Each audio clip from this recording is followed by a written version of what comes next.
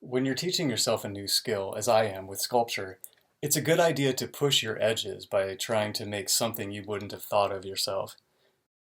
What art makes you smile? If it's in a different medium, how might you translate the idea to your medium? When you see something that makes you go, nuh-uh, use that energy and get to work. Here's how I made an homage to this piece out of Papercrete. Papercrete is an inexpensive sculpting medium that you make yourself. 1 to 2 cement to paper pulp. See my YouTube video for a description of making the pulp. Technique-wise, Papercrete is about pressing into something, in this case a tabletop. You can embed trash styrofoam in the middle to cut the weight down, and some thick steel wire and metal bars for strength. Papercrete's default texture is perfect for the skin of this creature. But as for the eye, by the time it dried, I realized I wanted it to look smoother.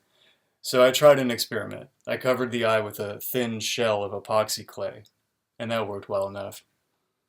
Now, for these flames coming out of the mouth. Sharp edges or points like these are too delicate, so take a minute to reinforce it with cement awl. Papercrete is only about half the weight of concrete, but this turned out a little heavier than I was hoping for. It needs to be bone dry before painting it, so let's turn our attention to the teeth. The thick metal wire in the center of each tooth is for strength and also to attach it later.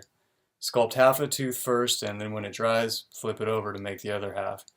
The half first, half later technique is one that you can use for any shape, and you'll find it often requires a little grinding to clean up the edges. Then you prime and paint them.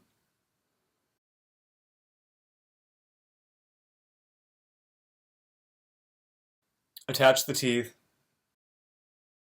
and sculpt the gums.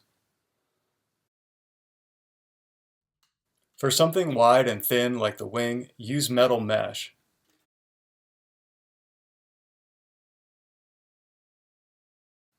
Mash Papercrete into it. Include long pins for attaching to the main body of the sculpture later. Once dried, you sculpt the other side. I forgot to take video of attaching the wing, but you can imagine, basically it required a long, skinny drill bit. Anyway, that's my how-to video. I hope it inspires you and added some techniques to your arsenal. Special thanks to this artist who made the original sculpture and liked my copy. Now, stop scrolling and go make something.